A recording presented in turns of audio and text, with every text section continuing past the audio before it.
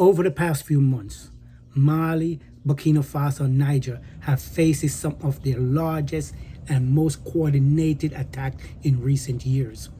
Military base has been hit, community have come under fire, and critics are once again saying the same thing. The AES is failing. But what if they're looking at the situation completely wrong? What if these attacks are increasing because the battlefield itself is changing? And before this video is over, I'm going to ask you a question that may be more important than the attack themselves. A question very few people are asking. Stay with me, because by the end of this video, you may see the conflict in a completely different way.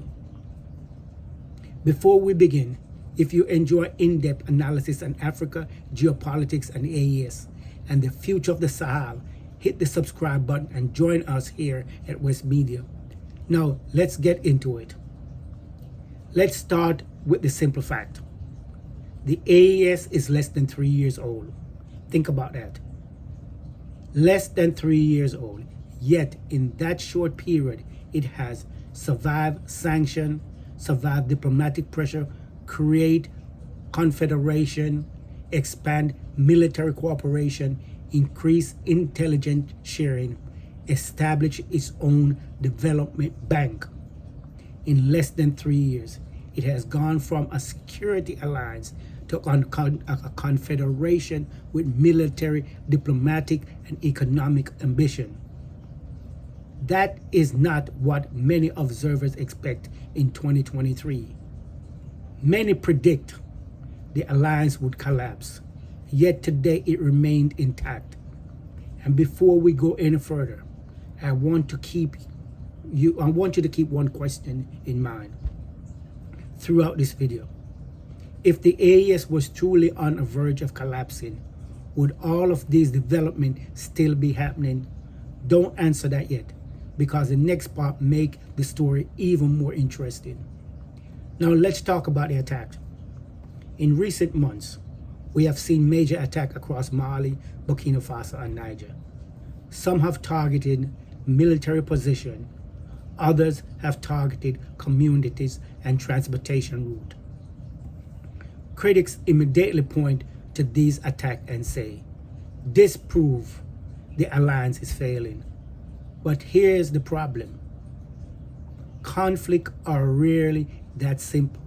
History shows that insurgent groups often increase the scale of and frequency of attack when they come under greater pressure. Why? Because they need headlines. They need recruitment. They need to create fear. And they need supporters to believe they remain stronger. Now let's be clear. I am not saying that definitely what is happening in Sahel.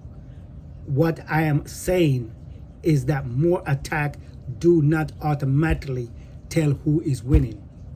The simple tell us the conflict is evolving, and that where the story becomes much more interesting, because the next question may be even more important. Large-scale attack require resources, fuel, weapon, motorcycle, communication equipment, food, transportation, recruitment, intelligence. None of that is free. So where is it coming from? And who is paying for the fuel?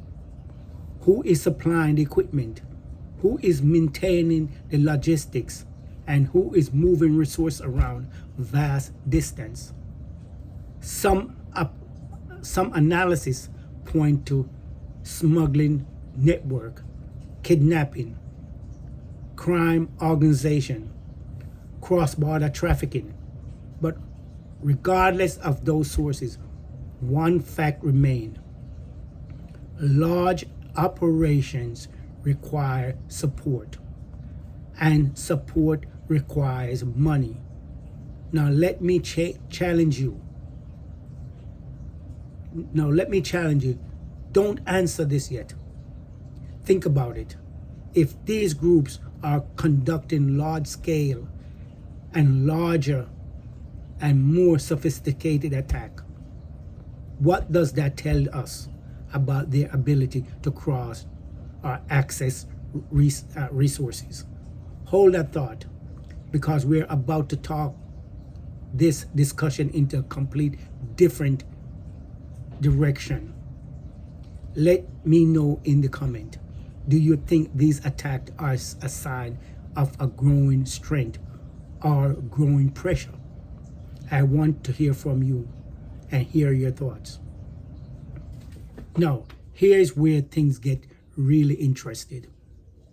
If the alliance is becoming weaker, why are neighboring countries adjusting to its existence? Think about that. Countries do not usually invest time building relationship with organizations they believe are about to disappear. Yet we're seeing dialogue, we're seeing engagement, we're seeing communication. Take Benin, for example. Not long ago, relationship between Benin and Niger were among the most strained in the region. Today, we are seeing efforts to rebuild communication and dialogue, not because everyone agrees with the AES, but because leaders understand that the AES is now a reality. Then there is Togo. Togo has increasingly positioned itself as a bridge between different political and economical blocs in West Africa. It understands a simple fact. Geography cannot be changed. Mali, Burkina Faso, and Niger are not going anywhere, and neither is the AES. Let's step back for a moment. 3 years ago, many analysts predict the AES would not survive. Today, the alliance has a confederation, a joint military cooperation, a development bank, expanding diplomatic engagement. Whether you support the AES or oppose it, those developments are real. That's why diplomatic engagement from countries like Benin and Togo matter. It suggests that governments across the region are beginning to adjust to a new reality. So let me ask you again, if the alliance is losing ground, why are governments opening channels of communication? Why are they seeing that others, what are they seeing that others may be missing? And that's not even the biggest question. Because if the AES is becoming more acceptable diplomatically while attacks are increasing military, perhaps we are witnessing something much bigger. Here's something else worth thinking about. The United States withdraw its major military base in Niger. Yet the Sahel remains one of the most discussed regions in Africa. Russia remain active. China remain active. European countries remain engaged. The regional African power continue to monitor development. Why? Because the Sahel sit at the crossroads of security, trade, migration, natural resources, and regional stability. In other words, the Sahel still matters. And if the Sahel still matters, then what happened to the Sahel matters as well. And here's what many people miss. The AES does not have to be perfect to matter. It only has to survive long enough to change the regional conversation. And whether you support it or oppose it, the conversation is already changing. Everything we have discussed so far lead to one final question. And in my opinion, this is the most important question in the entire Sahel debate. If the AEX succeed, who stand to lose? Think about it. Who would the terrorist organization lose? Possible. Would those who profit from instability lose? Possible. Even major geographic change create winners and losers. The AES is attempting to reshape security, diplomacy, and economic cooperation in the Sahel. If that effort succeeds, someone benefit, but someone also lose. And the question is who? The point isn't to accuse anyone. The point is to understand the incentive. Because incentive often tell us more than headlines. Perhaps we are asking the wrong question.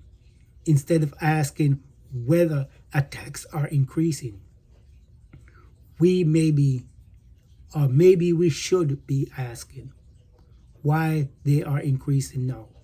Because today, AES is very different from the alliance that emerged in 2023.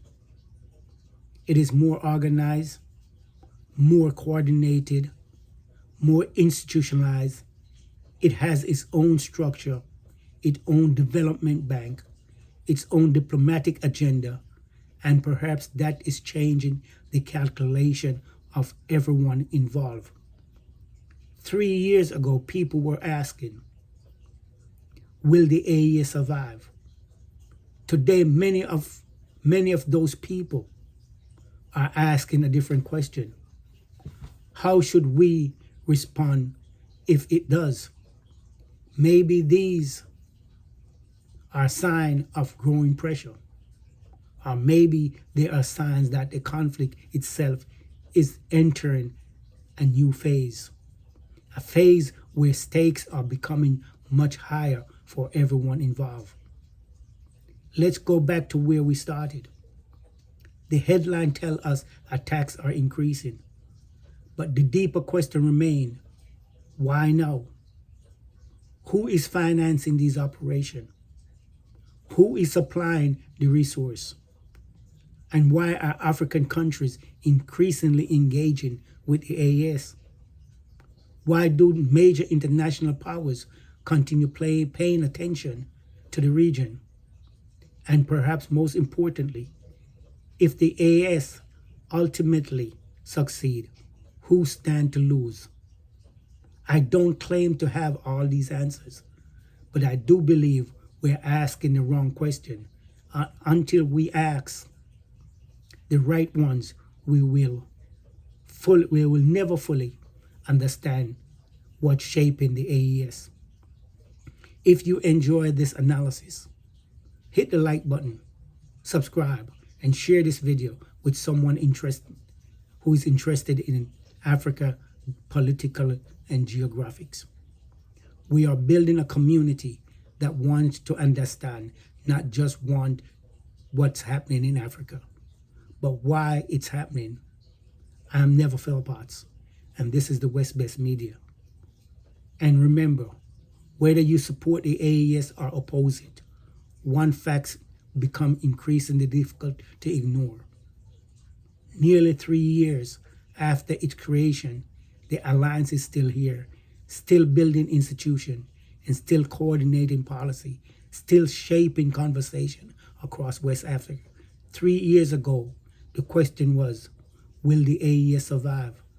Today, the question may be very different. What happens if it does? What do you think? Let me know in the comments. See you in the next video.